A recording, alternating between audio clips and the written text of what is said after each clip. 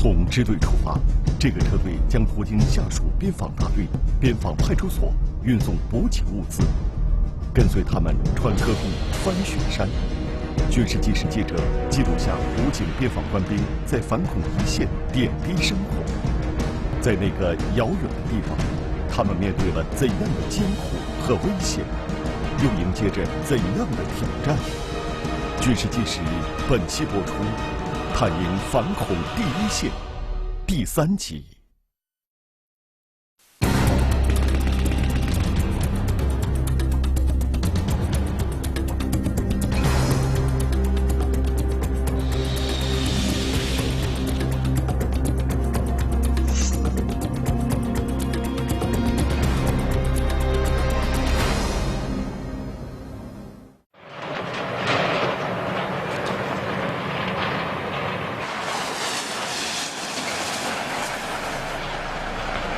车离开车队，按计划实施。这是武警阿克苏边防支队向各边防大队、边防派出所运送补给的第2天。上午10点，车队很快就要开到一个人口密集的县城了，一场贴近实战的演练也即将展开。现在2号车上并没有装着运输的物资，在支队参谋崔维祥的带领下，几名将要扮演蓝军的特战队员已经做好了战斗的准备。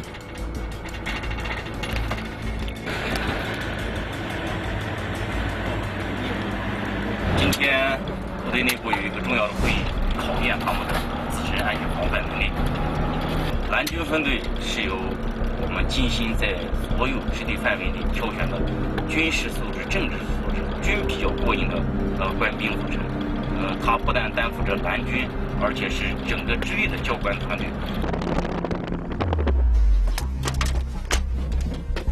下车地点选在了离边防派出所还有一段距离的地方。直逼办公楼，直逼他的所有的军事重地和敏感部位，明白了吗？明白。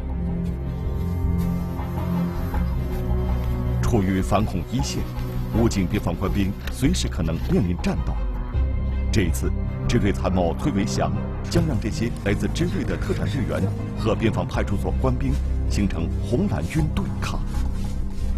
进行了踩点，他们正在进行体育。崔维祥是支队的军事总教官，他曾经多次参加战斗，军事素质过硬。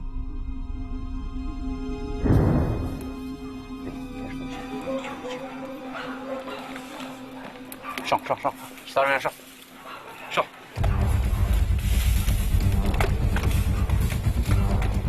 不严谨，上。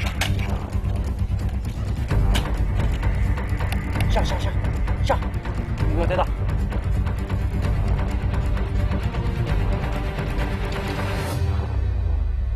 特战队员组成的蓝军分队执行的是攻击任务。然而，红军一方，边防派出所官兵的警惕性也很高。发现了，快撤！快撤！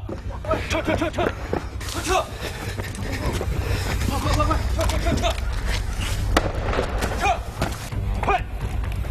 这次红蓝对抗采取的是不提前告知、不提前准备的方式，因此对抗中的偶然性很大。但蓝军分队队员还是有些不解，他们的行动为什么这么快就被红军发现了？现在枪一响，一旦被发现，所有的防空力量全部都部署到位。要是急于盲目的奔跑，很容易被发现。所以我们现在趁着天快黑了，我们要隐藏，伺机再做下一步的行动。蓝军分队刚一行动就处于被动，很快边防派出所联合附近的机动部队一起对蓝军展开追捕。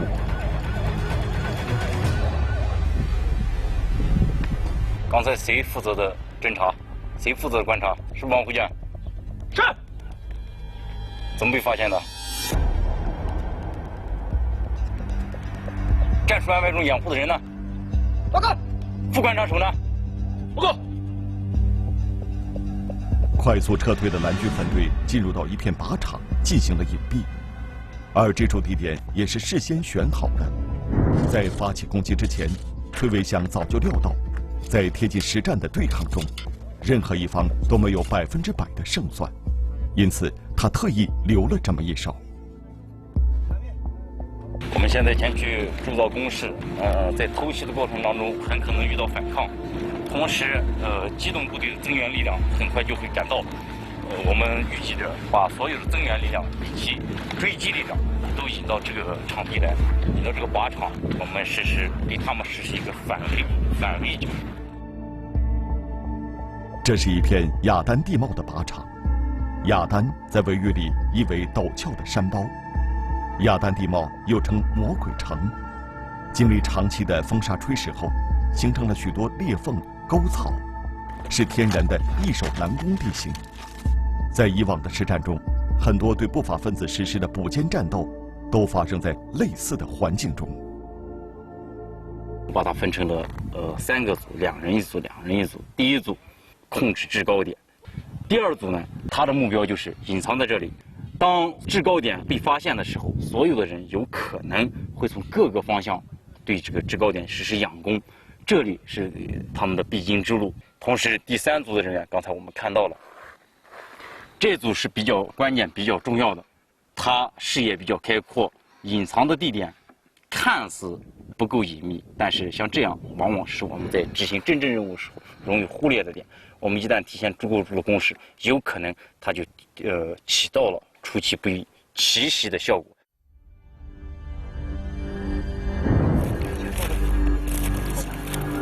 现在，蓝军分队在执行攻击任务之前制定的计划，又能否实现呢？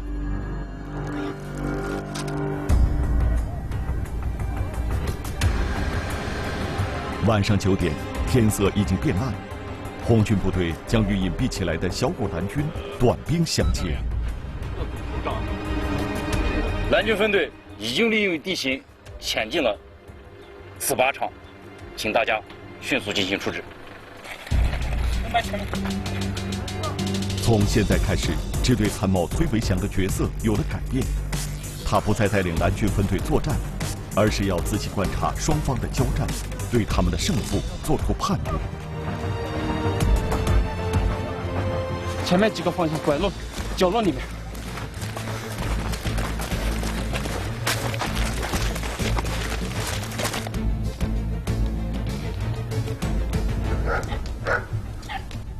事先埋伏好的蓝军分队开始主动攻击。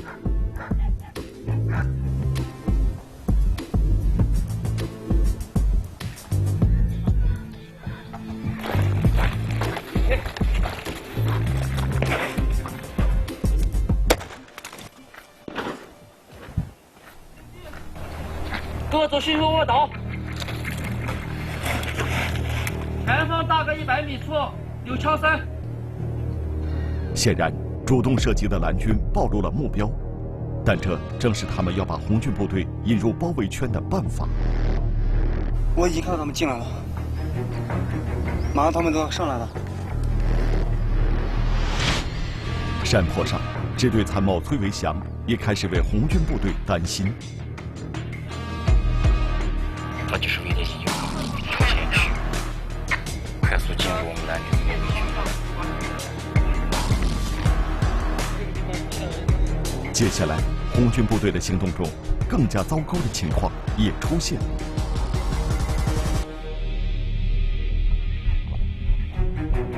而向前推进之前，所有的这靶场的这种靶号、靶道，一概都没有进行检查，这种漏点就很多，这种地毯式的搜索太危险。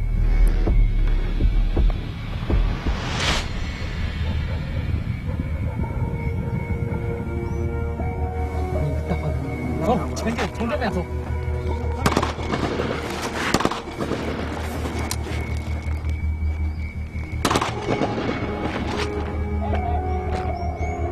由于红军的搜索存在遗漏，他们一时无法判断哪个区域是安全的，因此在听到枪声之后，红军官兵更不敢贸然前进了。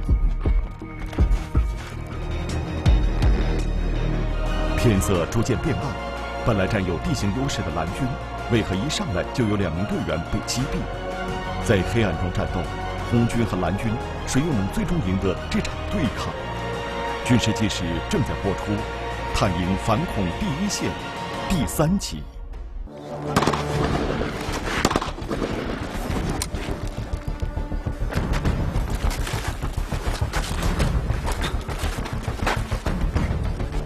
蓝军分队的主动射击吸引了红军官兵。那有个人，那有人，班上那有人，山崖上看到没有？那打枪呢！我报了。山崖上，这2名蓝军分队的队员必须要想办法逃脱红军官兵的追捕。下不去，从这上，我掩护你。快，从这。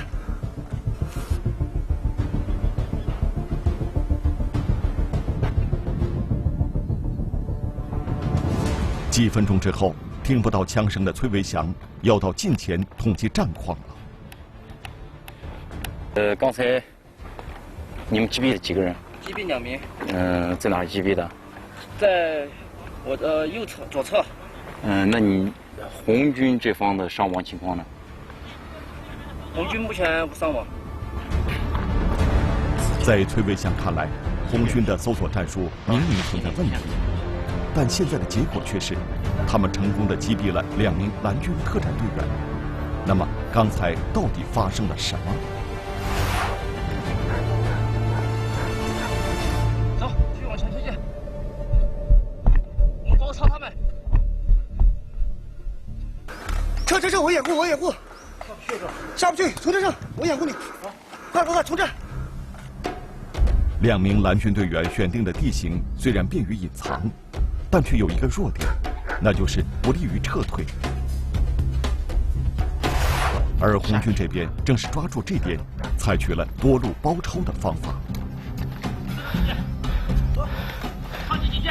从上面跑，只有从上面跑了。准备，你说1、2、3，我开枪，你走，我掩护。好，我走了。走。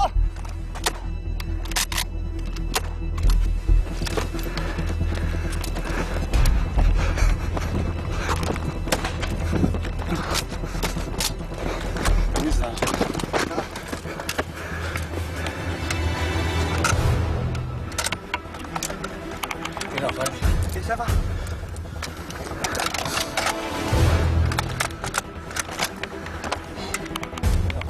面对人数占优、多路包抄的红军官兵，这2名蓝军队员的弹药很快耗尽，他们已经完全处于被动。阿信，下面有人，不行，从这山沟下去。 下去快点，我们到哪？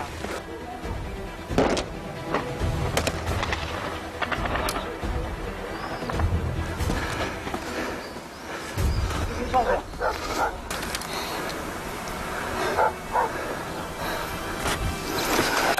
哎，人从那边来了，我们可以过去。他们从这边绕过来了，我们只有往那边走了。 2名蓝军队员已经无路可走。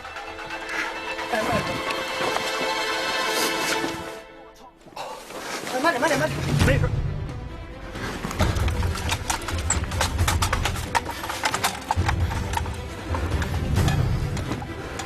来，最后一把上去抓一1、2、3，动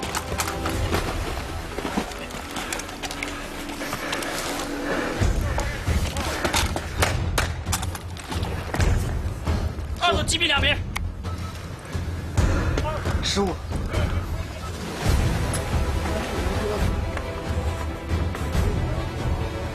根据演练规则，2名蓝军队员将退出战斗，但这真的就是蓝军的失误吗？我们的目的已经达到了，是吧？已经把他们全部成功的吸引过来了。对。这里至少有3组人。对。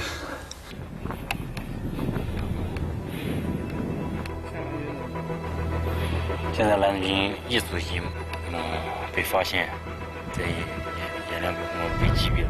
现在就看这两组蓝军，这2组蓝军依然潜伏得很好。借助灌木的遮挡蓝军队员的隐蔽伪装根本看不出任何破绽。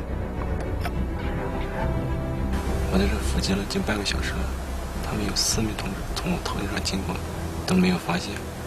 我再等上1分钟，我准备主动出击，然后从他们后面偷袭。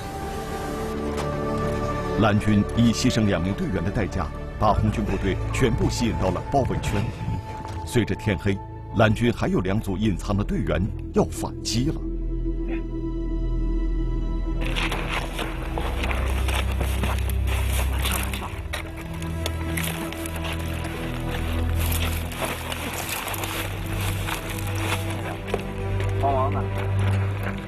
蓝军队员看清了红军官兵的位置，绕到山丘上，蓝军分队向红军部队发起了反击。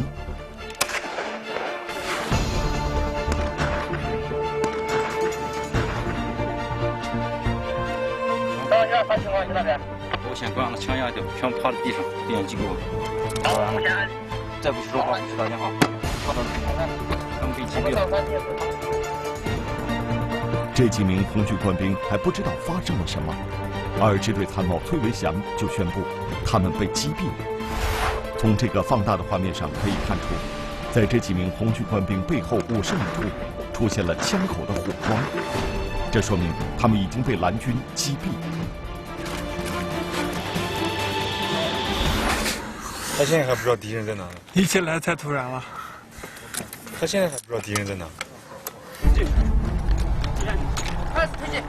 双方的对抗继续进行，蓝军分队更是打一枪换一个地方。右边！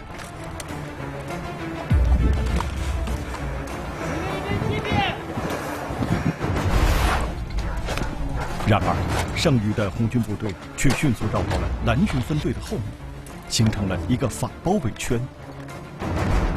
走，我们从这边上去，他要上，这样，你们2个从那边上去，我们3个从这边上去。离山岩远一点。枪声响起，在山岩上，红军部队击毙了2名蓝军队员。快点，动作快点！上去进警戒，掩护我上去。红军部队再次组织起有力反击，而蓝军剩余的最后2名队员只能逃窜。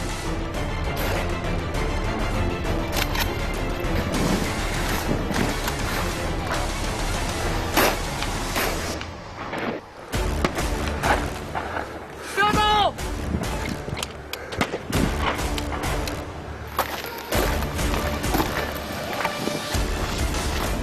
最后的2名蓝军队员也被隐蔽起来的红军部队击毙。至此，蓝军分队的队员被红军部队全部歼灭。